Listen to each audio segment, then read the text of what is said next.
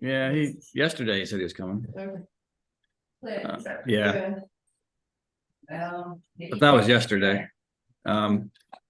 Margaret's Heldon says that Michelle had something for them down at the MCA, that some special event that well, maybe it wasn't for you.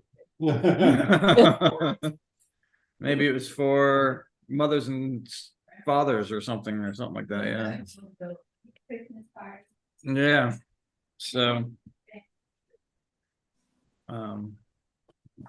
yeah. So she said that they're doing it, and that they actually made it down there despite like Owen's blood pressure cooperated today. And what else was it? Oh, but that apparently I had sufficiently intrigued Owen enough on the class topic that he wants to. Yeah. I said, well, it's gonna be recorded. Oh, there's Cliff saying, "Start without me. I'm running late." All right.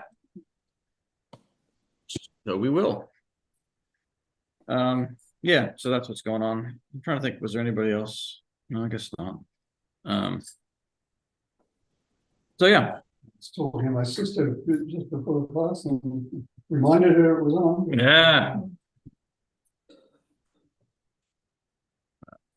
That's the beauty of these things, is that it discourages live participation because I can watch this whenever I want. I was just hearing that from the doula college about how they request pre-registration and they offer, you don't do that here so much, but continuing education credit if you attend, but not if you watch the replay. Yeah. It's just but also they take months to actually make it available. So that's the place to try. Interesting. I asked her specifically, is that strategic or just you're busy? Like, no, strategic. Yeah, well, I hadn't thought of that. But it's like, in the movies, when I was growing up, movie would come out in the theater in summertime, but you couldn't get on video for like a year. Oh, yeah. And now, you go to the theater to see it because you don't want to wait a year for it to come out in video. Back then that's the case, but now it comes out so quickly. It's like 3 months, but in Australia we used to have to wait for 6 months after the US release to get the movie and stuff. Yeah, it's worldwide release. Yeah, and that's it's all digital, so they can just download it. No shipping required. Well, all right, let's get down to business here. So as advertised, this is about divine foresight versus free will. And so ministers regularly write papers and they put them forward at clergy meetings, and they're not necessarily for public dissemination because it's, working through a process. I see a doctrine like this. What do you guys think? Some peer review and whatnot. So I'm not presenting their papers because I don't really have the green light to do that, but there's enough conversation that's happened around it that I can put forward some of the basic ideas here as to, well, how do we see this? Bruce basically took the idea that divine foresight is seeing a future of possibilities, not necessarily knows everything's going to happen. And Grant says, well, there's plenty of passages that say that actually the Lord knows everything. And so we're going to work through, condensed all these papers and conversations down to about 30 slides here, and we'll see what we get out of it, because I think it's an interesting knot to untangle. Yeah, so we'll see. People have been talking about this for years. Yeah. And I think I have the answer. I've got it for you today. You'll be very satisfied, I'm sure. So this is just kind of an opener to get us in the right frame. Traditional view, God is omniscient. He knows everything down to the last detail. God is eternal. He's not bounded by time. Being omniscient and unbounded by time, he therefore knows not only the past and the present, but the future as well. He foresees the entire future of the human race and the entire future of each individual person. He's noticed some people are gonna go to hell from day one. That's pretty. We're going, well, yeah, exactly. And that's kind of the rub, isn't it? We get to that. He sees the future as though it were present, and no person can change what he foresees. People are still free because they do not know the future, and therefore the future is ever new to them. But God does know the future, and therefore in the divine sight, the future is as something already accomplished. And there are plenty of passages from the writings that, really speak to all these points. So, yeah, I mean, if you think about it, we have these Christmas prophecies. Oh, the Lord knew the future, right? Boom. Nailed it. He's going to be, no pun intended. Yeah, right. So, well, what is it that the Lord knows? The word omniscience means all-knowing. And this is, I think, an important piece here that is laid out. Omniscience is a complete knowledge of everything true and not of anything without actual existence, whether in the past, present, or future. So examples. Omniscience cannot know that a man is a woman because it's not actually true. You cannot know that iron will eventually evolve into gold because it's not true. You can't know these things because the omniscience only knows what is real and what is true, because you can't know something that isn't true. All right. I accept your reality. Yes. Yeah. So I'm with you. So. All right. So the next thing is, well, his omniscience knows what is knowable, what has been previously knowable, and whatever may possibly, and that's a key word, may possibly be knowable in the future. But it cannot know what does not exist and therefore is not knowable. Right?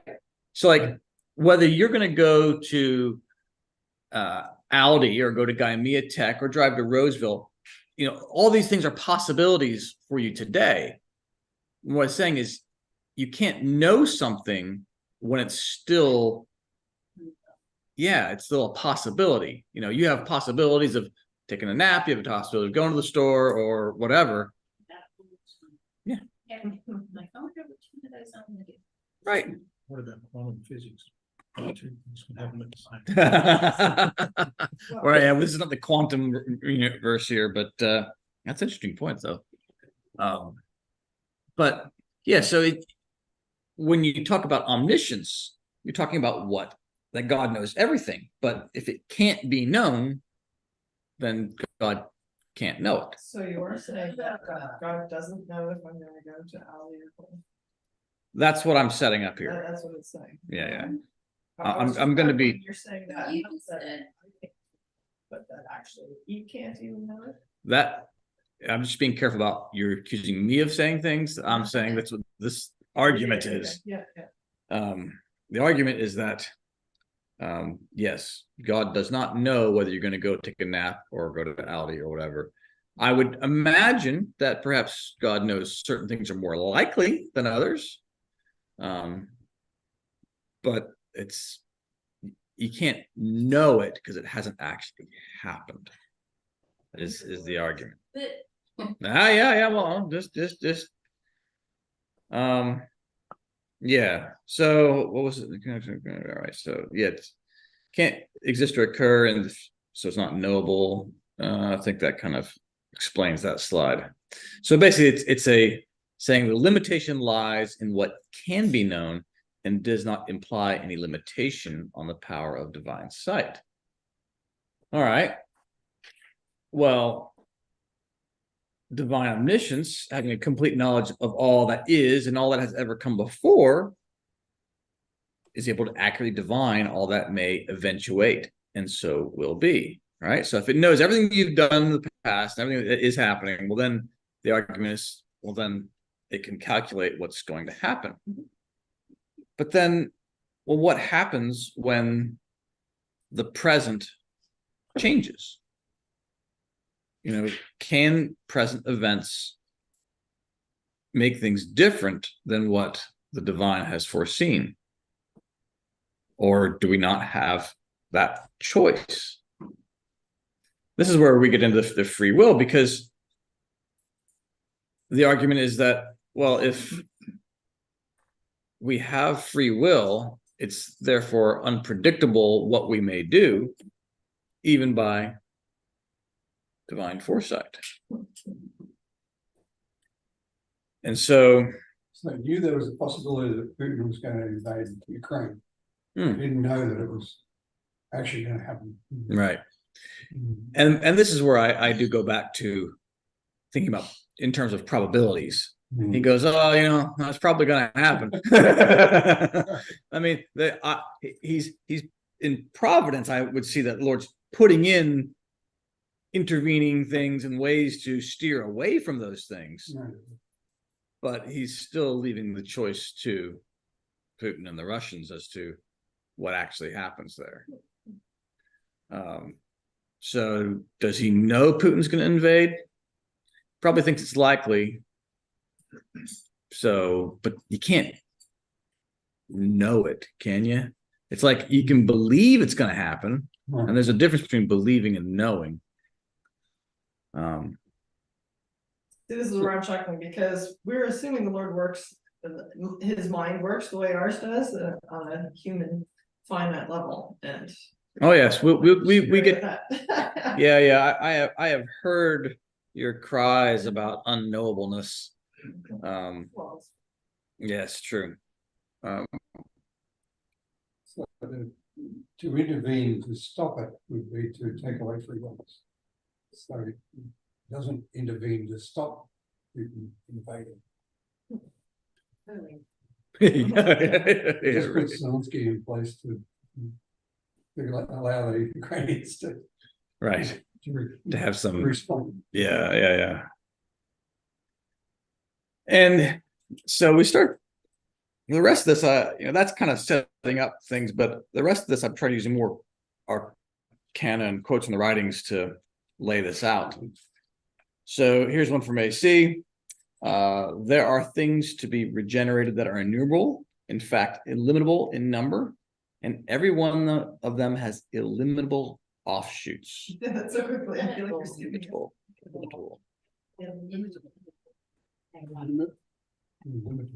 That is progressions and derivations towards interior things and towards exterior things. So the Lord knows all things and every single thing and provides for them every moment.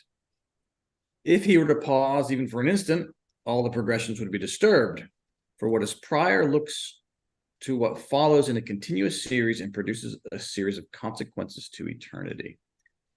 So if you're arguing for Lord knows possibilities, not necessarily the future, this is one of the passages you look to, saying, okay, it has illimitable offshoots. So there's, from this moment, there's all these different ways. Ralph could get up, jump hopping down, and bang a hammer on the floor and go out angry. And What? yep, it could happen. It is a possibility. Yeah. But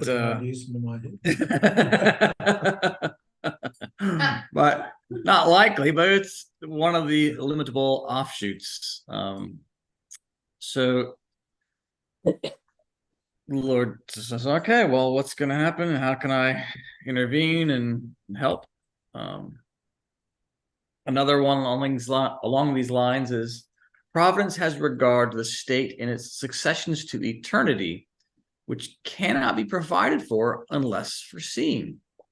To make provision for what is present and not at the same time to foresee what is to come, and so not to make provision for the future during the present would be without an end, without order, and consequently without wisdom and intelligence, thus not from the divine.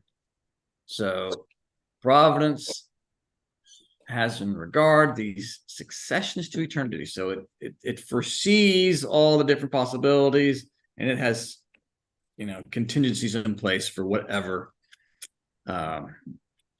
choices we make. So Putin invades. Yep, there's a response that Providence will have in place. Putin does invade. Well, then we're going to go a different rate. Same thing with anything else. I'm going to do that one. So I find that the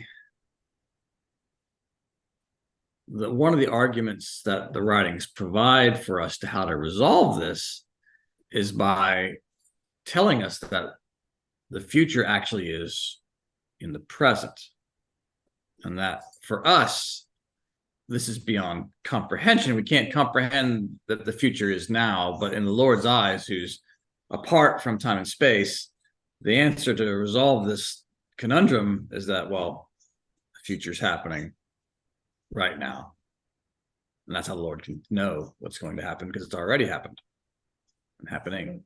And that's the future to eternity. Right. So, I mean, I know it's kind of hard to wrap your brain around it, but it is one solution to the problem. And we get some support for this. Jehovah foresees from eternity every single thing, and therefore it never repents. This is, think about the Noah's Ark story. He repented that he made man, right? Yeah. So when he made man, that he's created him anew and perfected him to the point of his becoming celestial, he also foresaw that in the process of time, he'd become the kind of person described here.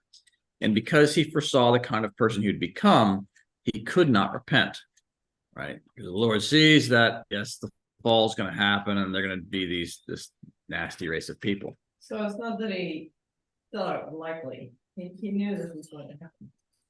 Yeah. Just saying. Yeah, sure. Yeah. Nope. We get some other passages likewise. Evil cannot be hidden from him who sees things that are to come and lie concealed. I've had various conversations with angels concerning the state of the church hereafter. They said they know not things to come. The knowledge of things to come belongs to the Lord alone. All right, so he knows what's going to happen. Jehovah does not ever repent. We've heard this for the second time now. This is in regards to Moses, and they're out in the desert, and the Lord's going to wipe them all out, and Moses says, no, and the Lord repents and says, yeah.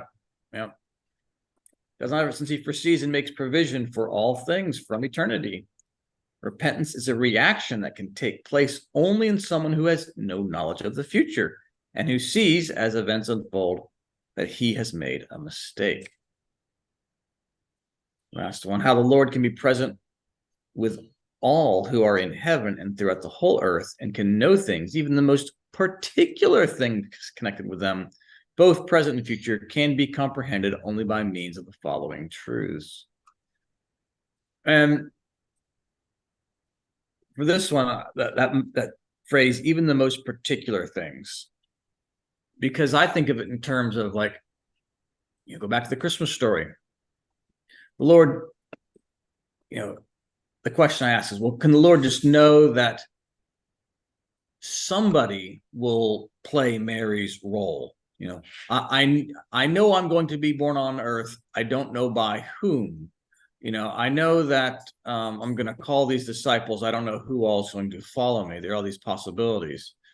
But then when you start seeing these phrases, and you'll see it elsewhere, he knows even the most particular things. There's an implication that he's like, no, I'm going to be born on earth. It's going to be Mary, and it's going to be Joseph. It's going to be these 12 are going to be my disciples. Yeah, there seems to be that kind of element to it. The Lord can reveal the future, right? Angels do not know what is to come. The Lord alone knows, and he to whom he thinks worthy to reveal it, right? He's given plenty of prophets, visions of the future. The revelation of things that are hidden and the disclosure of things to come belong to God alone. The Lord's divine foresight is the source of foretellings, of things to come. The fact that the foretellings of events which are out of the ordinary and cannot therefore be foreseen have no other origin becomes clear from the word. All right, so the Lord knows what's going to come. He can reveal the future. And not only that, he can reveal your future. He knows your future. The Lord foresaw from eternity what the human race was going to be like in the future and what every member of it was going to be like. And since the Lord foresaw from eternity what would be a person's quality and what it would be to eternity, it is evident that his providence in the various singulars and governs and bends the person to such a quality, and this by continual moderating of his freedom.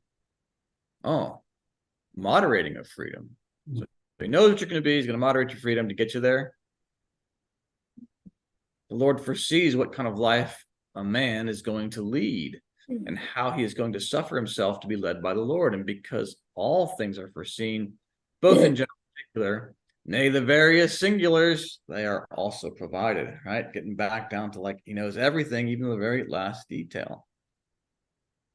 He's trying to say everybody, he wants everybody to go to heaven, but some people are going to use their freedom to choose to do. To not. Right. And he knows that. This becomes troublesome, doesn't it? It does. If he wants them to go to heaven, he's going to presumably could, moderate things to, Well, not have them meet another criminal and get involved in a criminal enterprise. and this kind of goes to the divine providence analogy of like, the stream of providence. And, we're all carried towards heaven. There's the current, everything's going in our favor. If you really want to hop out of the raft and go against the current, you can, and you'll drown. You can do it, but it's all set up to carry you to the good place. But then you get to this sticky part about, well, does he know you're going to jump out of the raft? And then, well, wait a second. This creates organize a group of angels to come and grab him. Exactly. So getting to this idea of that the present is the future. This is the angels being told the future. And this does get back to the Christmas story, because it says, in the internal sense of the word, the Lord's whole life is described, such as it was to be in the world, even as perceptions and thoughts. For these were foreseen and provided because from the divine. This was done for the additional reason that all these things might be set forth at that time as present to the angels, who perceive the word according to the internal sense, and so the Lord might be before them, and at the same time how by successive steps he put off the human and put on the divine, unless these things had been present to the angels through the word, the Lord would have been obliged to come into the world immediately after the fall of the most ancient church. So we've bumped into this teaching before, and at Christmas time, and it's a big one. Okay, so there's the fall. The Lord's going to put all this stuff in the word, saying, "Hey guys, angels, relax.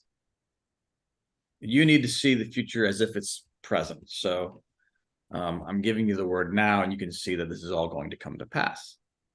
So again, it's the Lord telling the future. So one person says, well, how could the Old Testament at the time it was written describe the Lord's whole life, such as it was to be in the world, even as the perceptions and thoughts, unless the Lord knew the future? Right? How could he promise all this stuff that's going to happen unless he knew? The third day signifies completeness, and at the same time, the beginning of sanctification. The reason of this sanctification is that when the Lord had fulfilled all things, he would rise again on the third day. For things that would have been done by the Lord when he lived in the world were in the representatives of the church as if already done. For in God, to be and to become are the same. Indeed, all eternity is present to him. So we keep banging on the story here of the future is present, right? That's what keeps happening. In the internal sense, the tribe of Judah is described as to how it lapsed into falsity and thence into evil, and at last into mere idolatry. This is indeed described in the internal sense before that tribe was separated from the rest, and before it so came to pass. But what is in the internal sense is divine, and to the divine, the future things are present. Yeah. It's hard to wrap your head around that, huh? Divine future things or divine common? The divine future thing. Right.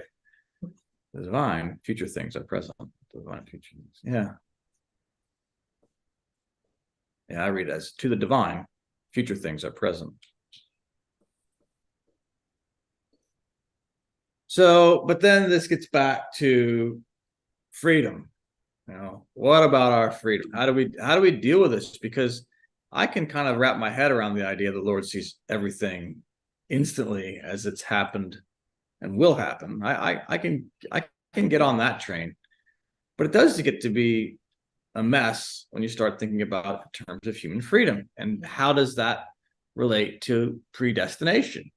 Because it would seem that if the Lord knows everything that's going to happen, and you run into some problems with freedom.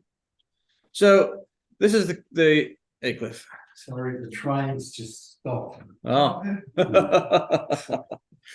So does perfect foresight equal predestination? So this is how one of my colleagues wrote it. He says, does the Lord know someone is going to choose hell as a certainty before they are born? If he does, then he knowingly creates a specific people for hell. Does he say, I'm going to create this person knowing full well they are going to hell? I know every evil they're going to do, exactly when and where and to whom, and they're going to do it, and yet I'm going to create them anyway. If it is a certainty that they're going to hell before they're even born, then it's predestination. It also makes the Lord a cruel monster because he purposefully created someone who he knew would become evil. Too bad for them. Therefore, the Lord doesn't know the future from as a certainty. He doesn't know you're going to choose evil before you are born. So this is part of Bruce. Well, no, this is somebody commenting on Bruce's paper. Yeah. So he's actually, you know, backing up this idea that the Lord knows possibilities, not certainties. So yeah, how do you handle that? Because we just had a whole bunch of quotes I threw at you saying, oh, to the Lord the future is the present. He knows every detail. And then we get to this going, oh, well, you know, it's a good point, right? If he knows you're going to go and choose evil, and therefore go to hell, and he knows that because he knows you before you were created, right? He knows you in the womb. We have this there's a passage from the Old Testament. So, predestined to hell? No, this starts to get tricky now. The writings are very clear. Divine Providence 3:29 says we are predestined for heaven, not hell. Right? It says all these points, you know, it's contrary to be predestined to hell. The idea that some members of the human race have been damned by predestination is a cruel heresy. Swedenborg saying, no way. But that is the situation we just described, right? That the Lord knows you before you're born. He knows all the stuff you're going to do. You're going to choose hell. The Lord knew in advance. Therefore, wait a second. But that can't be true because predestination is a cruel heresy. I'm glad. You're going to be predestined for hell. Right. So that brings us this is how we get stuck. So people on the other side of this argument were saying, well, how do we explain the clear statements in the writings that appear to say the Lord knows the future? Now, I've showed you a bunch of those. How do we explain that? How specific prophecies could have been made and fulfilled according to the literal sense and the internal sense as explained in the writings, right? So the idea that knowledge of the future is incompatible with free will is an unsupported assertion. It easily makes sense to most people, but do the writings support this idea? Is it possibly a logical fallacy that these two are actually at loggerheads? So I don't know. I'll pause for a second. See if you guys have any thoughts. Because I know where I'm going with this. So is the Lord's foresight a foresight of possibilities? I am curious to see where this is gonna go, because I feel pretty strongly that he knows everything, and yet, yeah, that does seem. It's a little challenging, isn't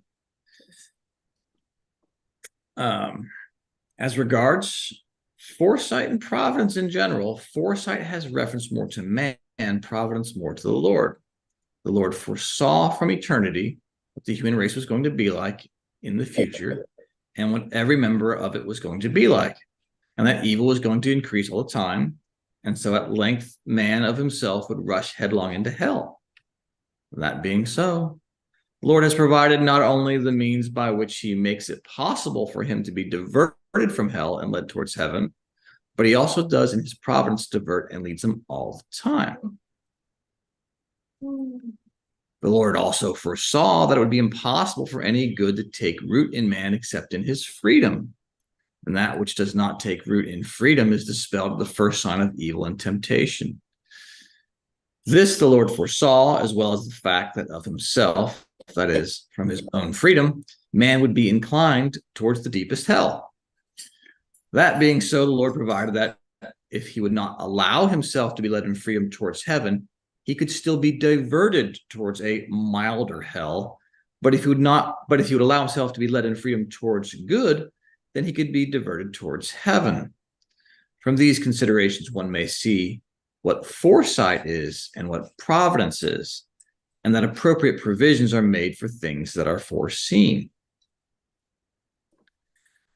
From this, it may be seen how far someone errs who believes that the Lord has not foreseen and does not see the smallest individual thing with man, or that within the smallest individual thing he does not foresee and lead, when in fact the Lord's foresight and providence are present within the tiniest details of all the smallest individual things with him, and in details so tiny that it's impossible to comprehend in any manner of thought, one in many millions of them. So we can comprehend in any manner of thought, one in many millions of them. So here we go again. Lord has it all figured out. He knows what heaven, hopefully, that Murray's going to, or not. So yeah, okay. But then we get this. For every smallest fraction of a moment of a person's life entails a chain of consequences extending to eternities. Indeed, every one is like a new beginning to those that follow. And so every single moment of the life, both of his understanding and of his will, is a new beginning. And since the Lord foresaw from eternity what man was going to be like in the future, and even into eternity, it is clear that providence is present in the smallest individual things, and as it has been stated, is governing him and diverting him so that he may be such, this being achieved by the constant reshaping of his freedom. Oh, so you're in freedom, but we're going to just kind of mess with it. But I think this is kind of the passage Bruce would use to argue his side, that the Lord knows possibilities, not certainties. As every smallest fraction of a moment of a person's life entails a chain of consequences extending to eternity. Yes. Right. And if all of these things are like a new beginning, so well, what you do next, that's a new beginning, and it could go here, here, here, here. And so it's this spreading of potentials, like a tree of choices that you can make. And so Bruce is saying that despite these passages say the Lord knows everything, he's hanging on this idea that, well, yes, he knows everything that can be known, but you can't know things that don't exist yet, even if the future is present, because then they do exist, because they've happened already in the Lord's eyes. That's the hard part. That's the hard part, right? He knows everything that can be known. And in our mind, you can kind of grab a hold of that, right? You say, oh, yeah, all right. He knows what can be known. He doesn't know what's going to happen in 30 years, because that hasn't happened yet. Oh, got it. It's not knowable. But I knows everything that's knowable, but that's not knowable, so it's okay. Except the future is present. Oh, so hard. Could you say a new beginning is the closing off of certain possibilities, or possibilities, realities, or something? Yeah, absolutely. Yeah. If you choose to hop in your car and drive to the Central Coast, it's closed off the possibility of getting in your car and driving to the South Coast, North Coast. At that time. Yeah. Right. Yeah. If you left or right, if you certainly does. So one person argued that the Lord's foresight creates freedom. After this, the same spirit was taken back into the state of his early childhood. The Lord showed the angels what that state had been like, and also what his future life was foreseen to be like.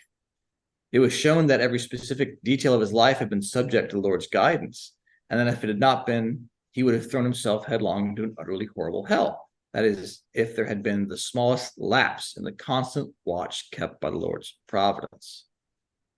So I'm not sure how they're making the argument that it creates freedom, but that was what one person was suggesting, that through the Lord's foresight, I don't know how he's getting, I'm not sure he's getting that out of this passage, but that was the argument being made.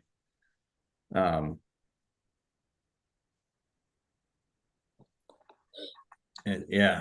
I don't know if you've got an answer on that. I'm willing to hear it, but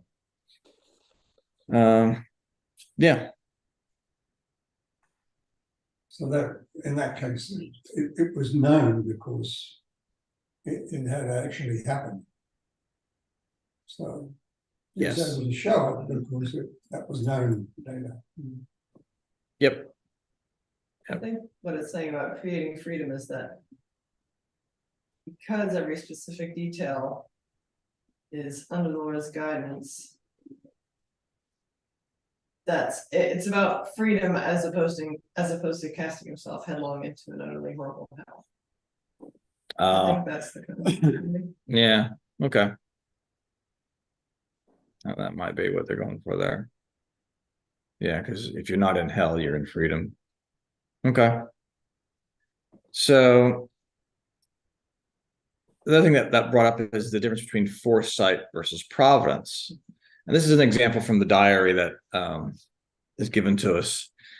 So this is Swedenborg writing. It's like, providence is as when one walks in dark forests, the exit out of which one does not know, but upon discovering it, attributes the find to his own wisdom. Whereas providence is like someone in a tower who is watching the person's vagaries and leads him without his knowledge to the exit. The reason he attributes it to his own wisdom, if he is prompted to observe something of the path or to coincidence or chance, is that he looks at things present, not at far-off goals, of which he sees nothing at all, not even seeing anything of goals in the world, still less in the other life. This was illustrated and confirmed by the angels. Hold on. That first paragraph. Yep. You're defining both of them as providence, neither of them is being defined as foresight. Is that a typo? I don't think so. I think what we're saying is that foresight is what a person has. Like you can see in the forest a certain distance. So upon discovering the exit, attributes it to his own wisdom. That's foresight. But it says providence is as when he walks in the forest. Oh, I see what you're saying. I think the word foresight belongs. Yeah, I see what you're saying. It's a copy and paste, so it can't be a typo, but Let's see. Because it's saying providence is yeah, both things, whereas Yeah. yeah. Elsewhere, foresight is what a man has versus providence is what the Lord has, would be the person in the tower. They can ask something, what are vagaries? Vagaries like wanderings. Watching the person, what do they use? So wanderer, in other words. Yeah. So yeah, your foresight says, okay, I can see this far ahead of me, but the Lord's providence can see the exit, even though you can't. Then we get back to this whole thing about the future and the present with that kind of example. The same accordingly applies to number 40. The Lord was tempted for 40 days with the Lord, and consequently in the angelic heaven, the future and present are one and the same. For what is future is already present, or what is to take place has taken place. This is the origin of the representation of temptations and also the vastations by 40 in the representative church. Do you know something, Todd, that even goes well with science? Down to string theory, Yeah. that's what it's like. Yeah, the string. Oh, that the future is present? Well, you're coming down in the lift, Yeah. but you're seeing yourself go back up again and you're seeing yourself out. It's everywhere. Well, there you go. All right. Anyway, I watch documentaries. It does feel the same. And see, yes.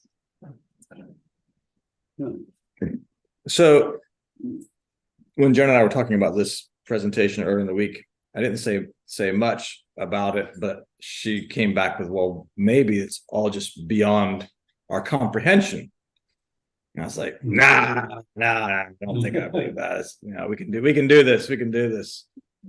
But as I poked around, figured I'll follow that thread a little bit, see what unravels.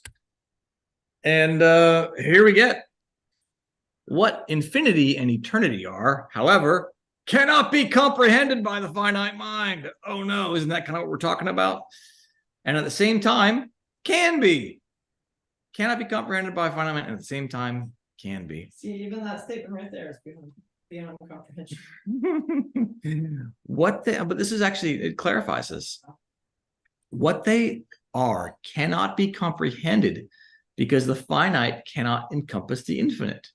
And it can be comprehended because abstract ideas are possible, which enable one to see the existence of things, even if not their nature.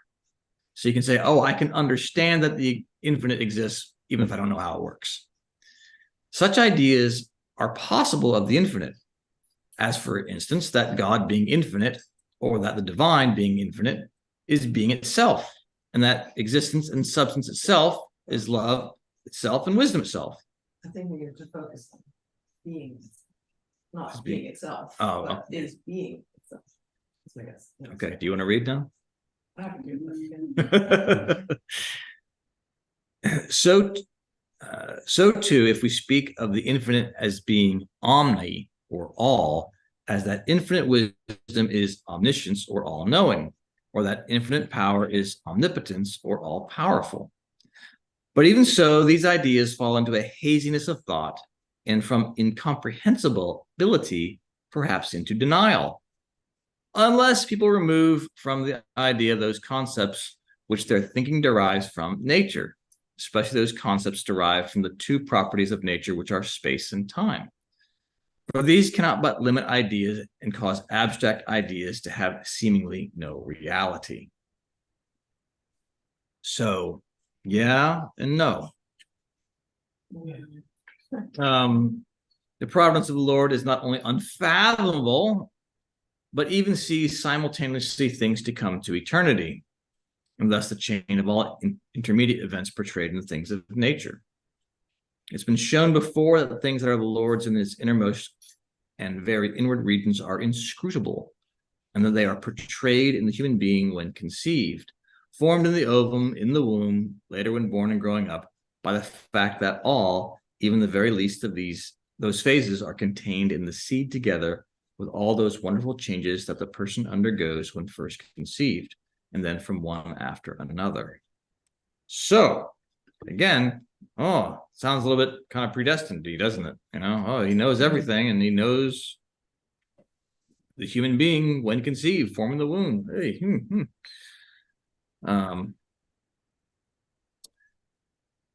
And then again, just kind of finishing this thread. These are the most wonderful series of things that are to follow together with their continual changes within. And yet all these phases, that is, series of potential events, are contained in the first inconspicuous seed, so that nothing whatever is lacking of the whole chain. For since the series is obvious and well known within the realm of nature, and such a providence or series of events in succession, it follows clearly that in them is reflected not only the fact that things from the Lord is in the innermost and very inward regions are unfathomable, but that he views all things that are to come from beginning to end down to the very least in their own interrupted series, even to the last. For every such event, as it were an image of the providence and foresight of the Lord, besides which he views what comes from the character of every parent in all posterity. Yikes. So, seems like he knows what's going on. Then you have this whole thing about just, well, the Lord's apart from time. The divine doesn't exist in time. And that's how this basically works. He's apart from time, and time includes the future. So, does he know what's going to happen or not? Seems like he does, and yet I understand the argument for why somebody would say no. You can't really get away from predestination. So, Otherwise, yeah, he's predestined people to help. It's just individuals that help. right. And so for this last slide, I have a little audio clip I'm going to play for you. It's a near-death experience that I came across on YouTube, coincidentally, providentially, within this past week. So as I'm pulling all this stuff together, and this one pops up on my feed, I'm like, yeah, all right, I'll listen to this. And the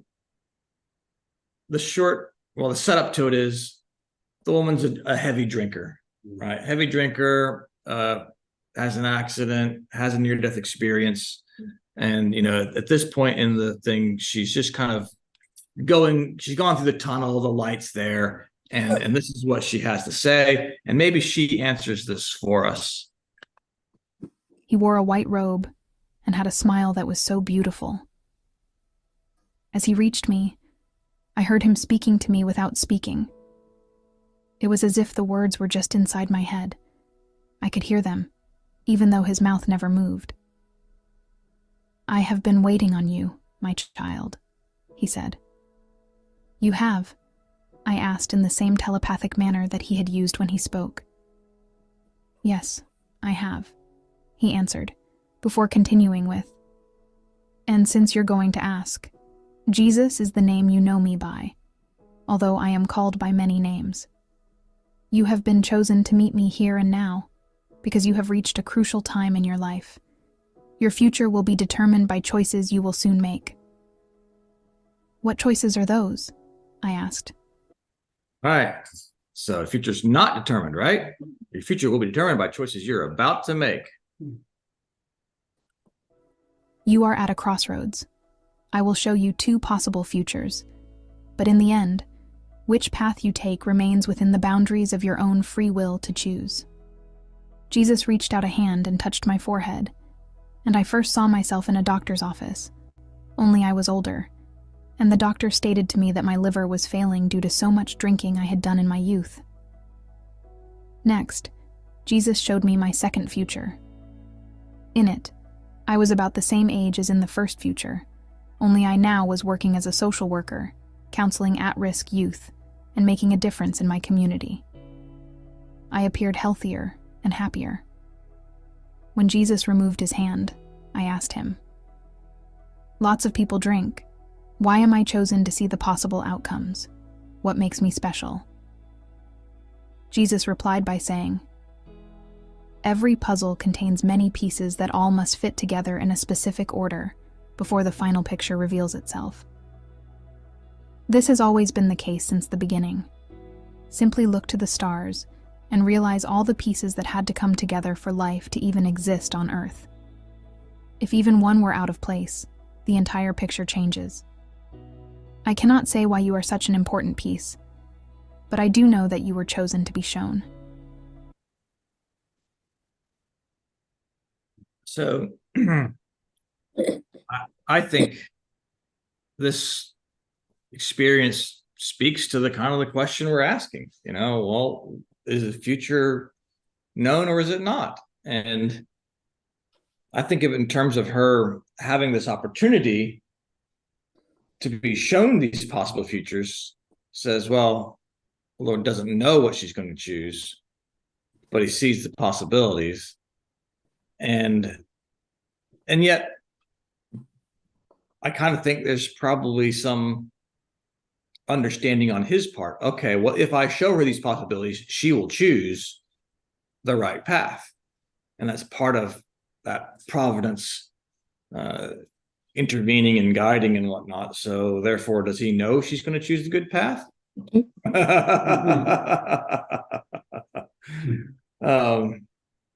Yeah, it feels like you always get back to this, circle of logic that brings you back down. Does she know? Does she know? Does she not know? And Without that intervention, she was going to choose the continue to drink path. That's a specific intervention, although she's still freedom to do it. Right. So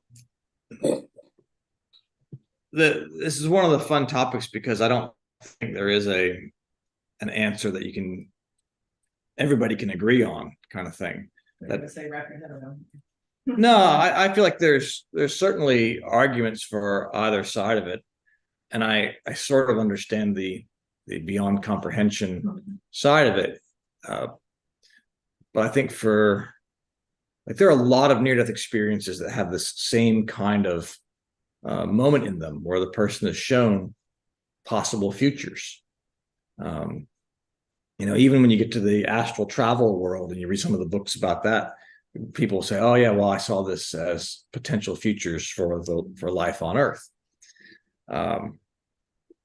So I do think there's something to that, and I do think that the Lord does have a good handle on who's going to make some of these right choices. So he can set up a Jewish representative of a church and say, all right, well, I can lead these people and we'll have a Mary, we'll have a Joseph, that these are going to happen. This is the probabilities are rock solid. And, if I got to send an angel in to intervene to make it happen, I can. It's that goes back to that saying of, there's more with us than there are against us. The angels are already here. They're already doing their thing. We just don't see it and we're not aware of it. So that was like a personal revelation to her that opened up possibilities for her. Yep. Maybe. Yep.